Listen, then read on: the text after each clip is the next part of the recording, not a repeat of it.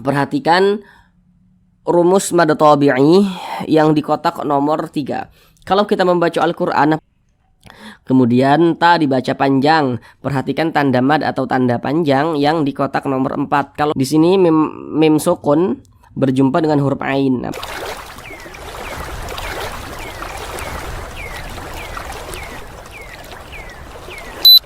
Assalamualaikum warahmatullahi wabarakatuh.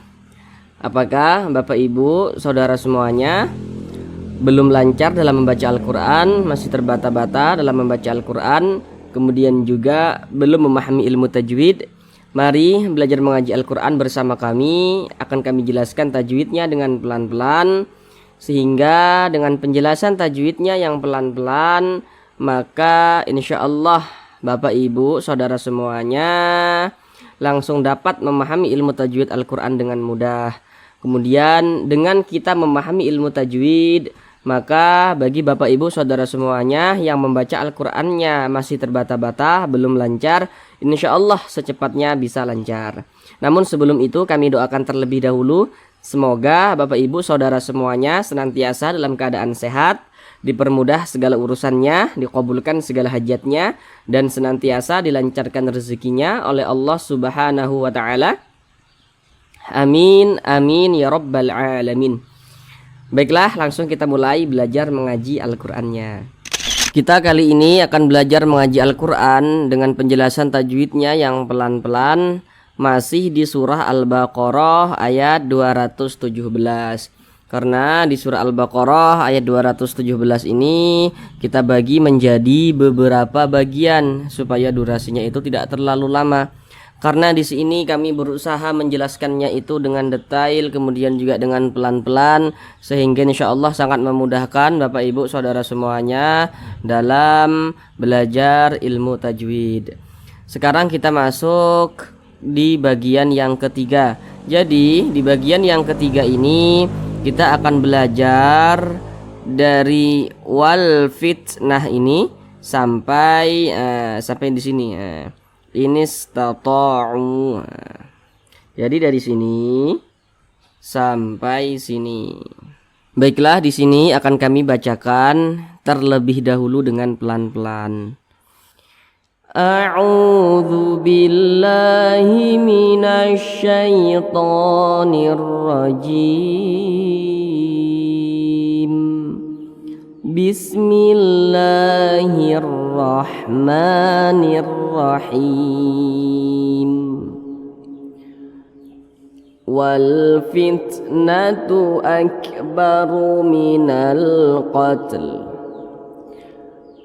wala yazaluna yuqatilunakum hatta yaruddukum an dinikum in istata'u.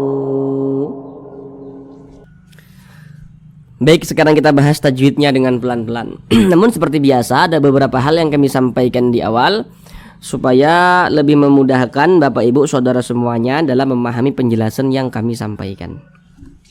Yang pertama, kalau nanti kami katakan huruf sebelumnya, maka yang kami maksud itu adalah huruf yang berposisi sebelah kanan.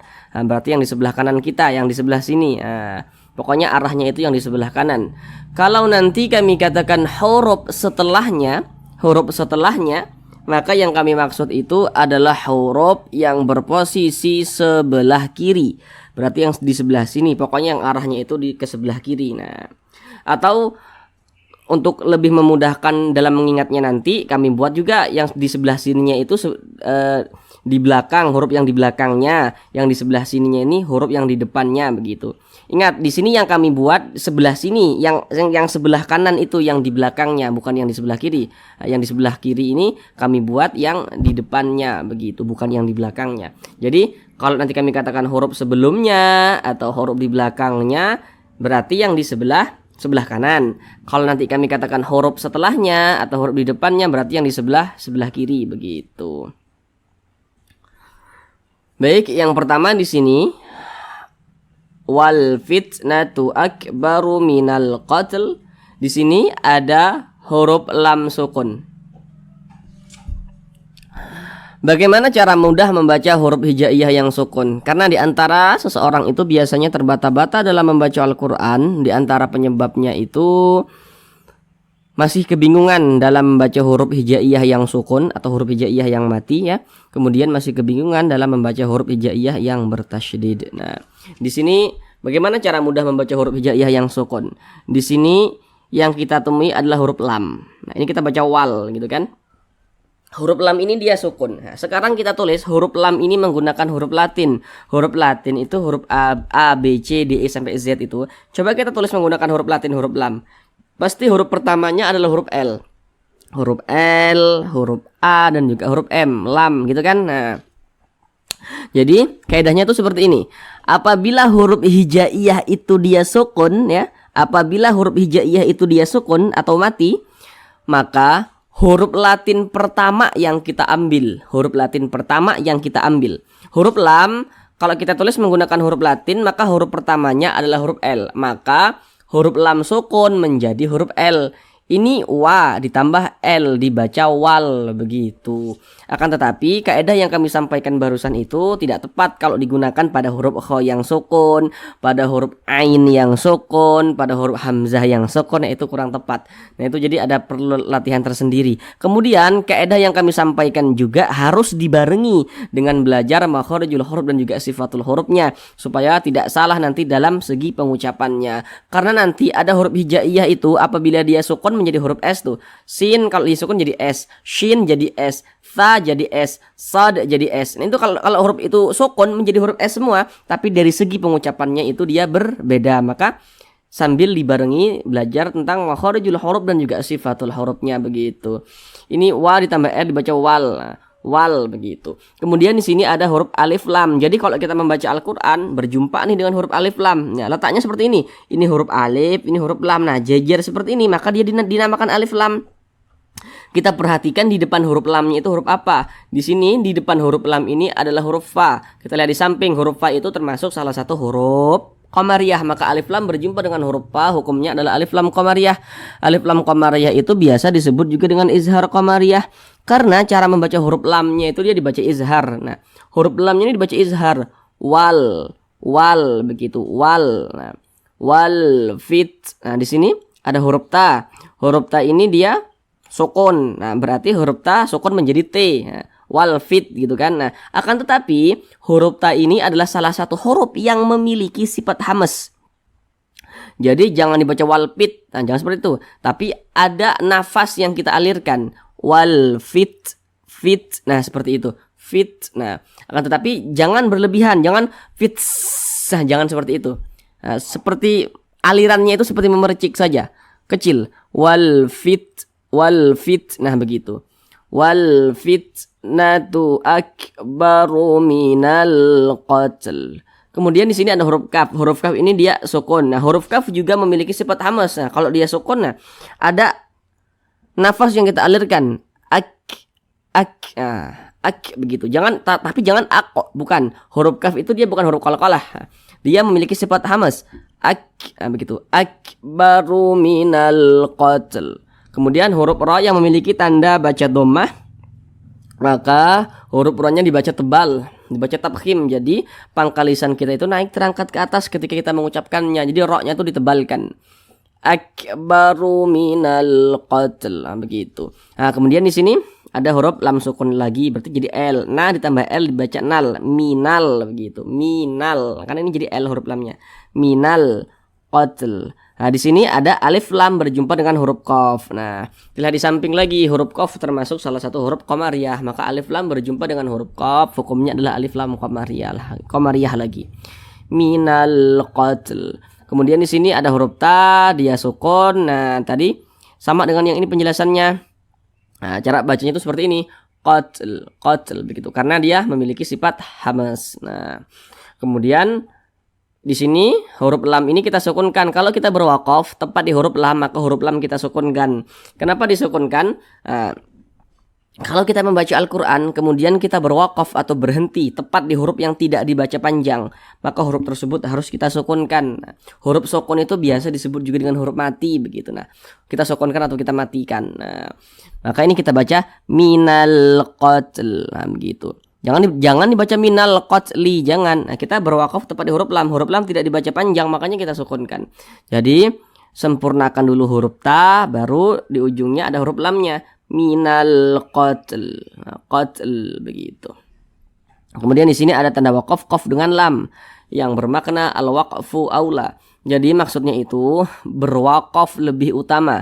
Jadi kalau menemukan tanda wakaf seperti ini, maka alangkah baiknya, lebih utamanya kita berwakaf. Kita berwakaf atau berhenti, baru kita lanjutkan lagi bacanya, begitu.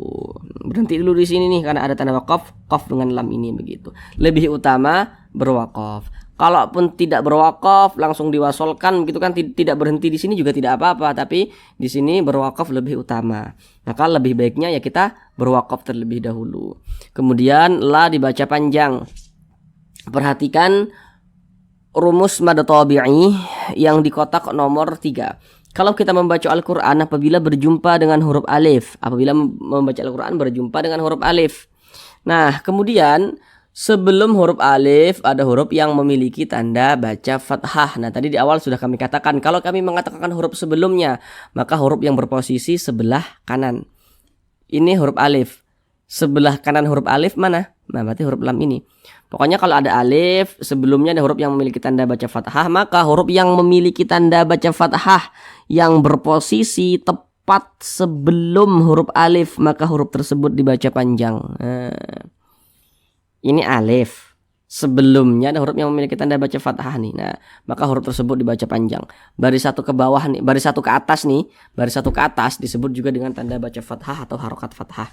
Jadi secara singkatnya rumus mad tabi'i yang di kotak nomor 3 itu huruf alif pasangannya adalah tanda baca fathah sehingga huruf sebelumnya itu dibaca panjang, begitu.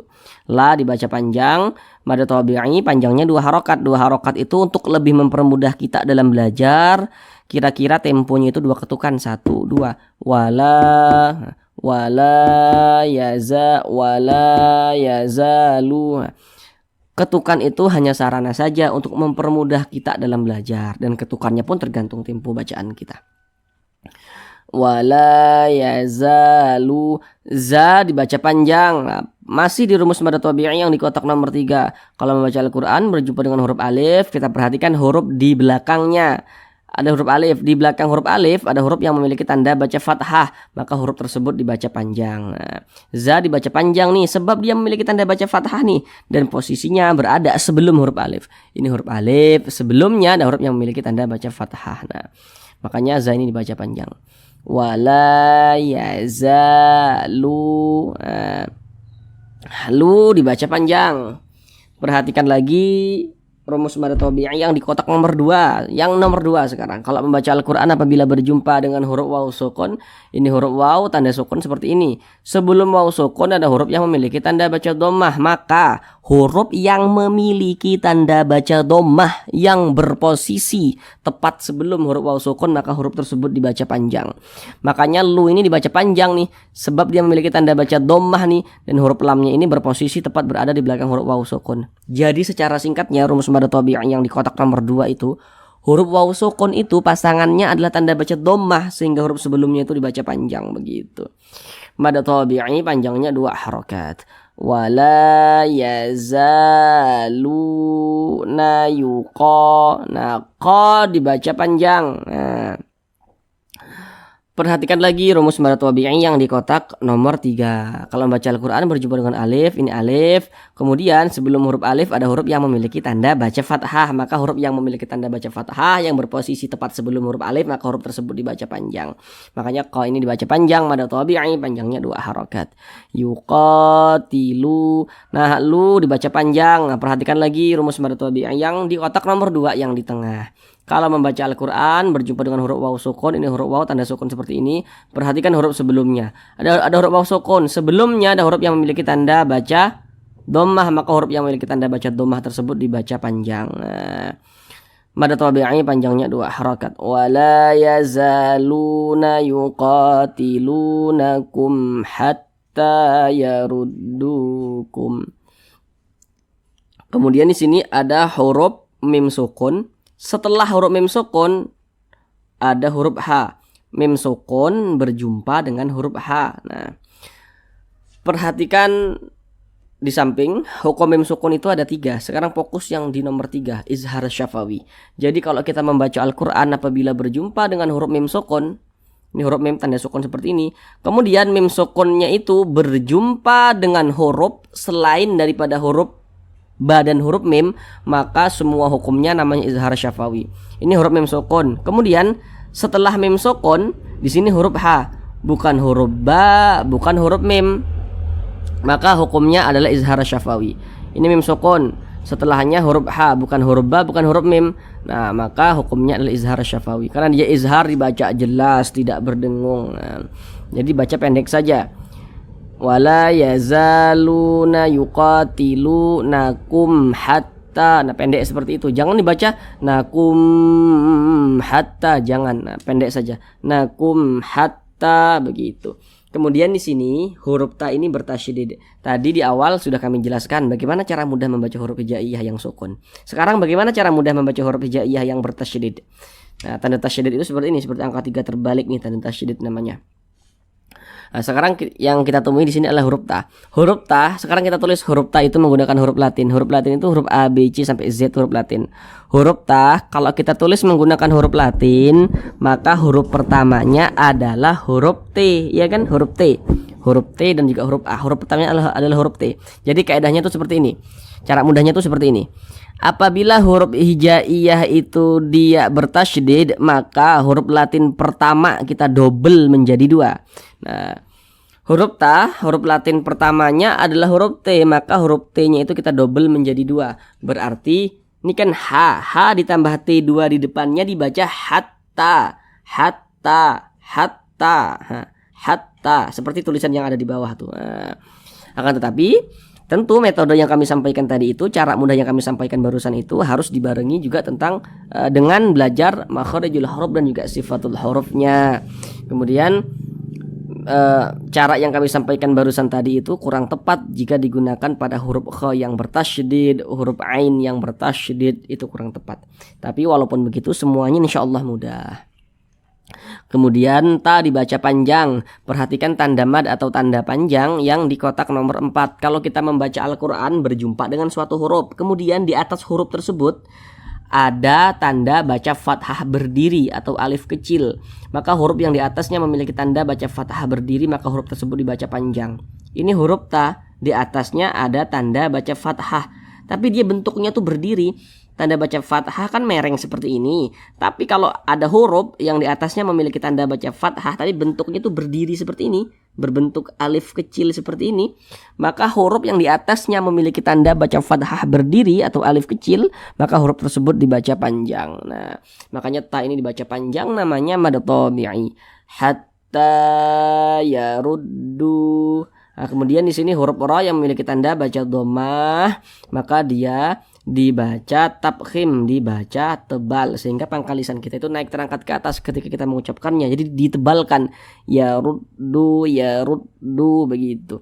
Kemudian di sini huruf dal ini bertasydid. Nah, tadi sudah kami jelaskan kan kaidahnya di awal. Berarti huruf dal itu huruf pertamanya adalah huruf D, berarti huruf D-nya itu didobel menjadi 2. Ru ditambah D2 di depannya dibaca ruddu, ruddu begitu, ruddu. Kemudian du dibaca panjang. Perhatikan lagi rumus mad tabi'i yang di kotak nomor 2. Kalau membaca Al-Quran berjumpa dengan huruf waw sukun, ini huruf waw tanda sukun seperti ini.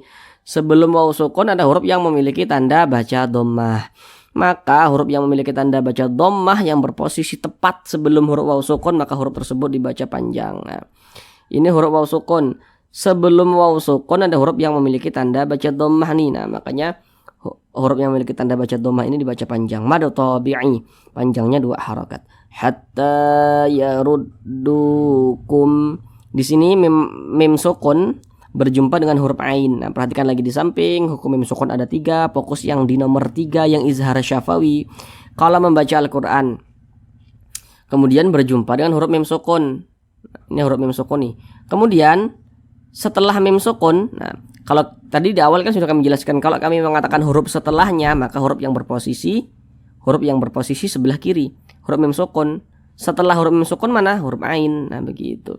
Atau kami buat yang di sebelah kirinya itu adalah depan gitu. Nah, ini mim sukun, di depannya ada huruf ain. Nah, maka kalau membaca Al-Qur'an berjumpa dengan huruf mim sukun, setelahnya di sini atau di depannya sini bukan huruf ba, bukan huruf mim, maka semua hukumnya namanya izhar syafawi.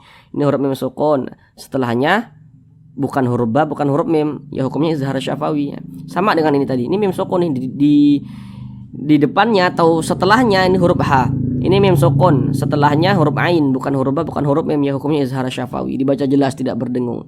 Hatta yaruddukum an dinikum. Nun sukun berjumpa dengan huruf dal. Nah, namun sebelum itu perhatikan dulu di samping.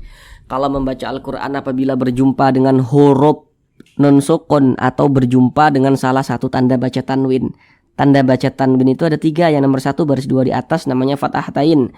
Yang nomor 2 baris 2 di bawah namanya kasrohatain. Dan yang nomor 3 itu namanya dhammahtain. Pokoknya setiap membaca Al-Qur'an apabila berjumpa dengan huruf nun sukun atau berjumpa dengan salah satu tanda baca tanwin, maka kita perhatikan huruf setelahnya itu huruf apa. Maka terjadilah suatu hukum tajwid.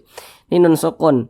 Setelah huruf nun sukun di sini adalah huruf dal. Nah, kita lihat di samping, huruf dal itu termasuk salah satu huruf ikhfa hakiki aqrab. Kenapa dikatakan aqrab? Karena makharijul huruf nun dan huruf dal ini dia dekat. Tidak jauh, juga tidak di tengah-tengah, tapi dia dekat. Nah, maka dikatakan aqrab. Maka cara membunyikannya itu, cara membacanya disamarkan kemudian juga didengungkan. Akan tetapi karena dia aqrab, maka kadar samarnya dia lebih kuat. Jadi lebih condong berbunyi n tapi disamarkan. Jangan dibaca jangan, tapi dibaca dinikum. Nah, kemudian didengungkan atau digunahkan. Jadi suaranya itu kita tahan, kita panjangkan sejenak. Dinikum. Kadar panjang gunnah itu adalah 2 harokat. Dinikum. Nah, kemudian di sini dibaca panjang. Perhatikan rumus mad tabi'i yang di kotak nomor 1. Kalau membaca Al-Qur'an apabila berjumpa dengan huruf ya sukun, ini huruf ya tanda sukun itu seperti ini. Sebelum ya sukun ada huruf yang memiliki tanda baca kasrah, baris 1 ke bawah nih tanda baca kasrah namanya, atau harokat kasrah. Ada huruf ya sukun, sebelumnya ada huruf yang memiliki tanda baca kasrah. Maka huruf yang memiliki tanda baca kasrah yang berposisi tepat sebelum huruf ya sukun, maka huruf tersebut dibaca panjang. Jadi secara singkatnya, rumus mad tabi'i yang di kotak nomor 1 itu huruf ya sukun pasangannya adalah tanda baca kasrah, sehingga huruf sebelumnya itu dibaca panjang begitu. Mad tabi'i panjangnya 2 harokat. Dinikum. Nah, kemudian di sini ada huruf mim sukun berjumpa dengan huruf hamzah. Kalau kita membaca Al-Qur'an berjumpa dengan huruf alif, tapi huruf alif itu memiliki tanda baca seperti ini. Pokoknya memiliki tanda baca atau memiliki harokat, maka itu adalah huruf hamzah. Itu perlu untuk kita ingat. Di sini mim sukun berjumpa dengan huruf hamzah. Kita lihat lagi di samping hukum mim sukun ada 3. Fokus yang nomor 3 izhar syafawi. Di sini kalau ada huruf mim sukun, setelah mim sukun bukan huruf ba, bukan huruf mim, hukumnya adalah izhar syafawi. Ini huruf mim sukun nih. Nah, setelahnya sini adalah huruf hamzah nih. Mim sukun nih. Setelahnya huruf hamzah di sininya nih. Bukan huruf ba, bukan huruf mim. Ya, hukumnya izhar syafawi, dibaca jelas tidak berdengung. Andinikum inistata'u. Di sini huruf sin menjadi s. Nah, sudah kami jelaskan tadi kan di awal kaidahnya. Ini ditambah s dibaca inis tata'u.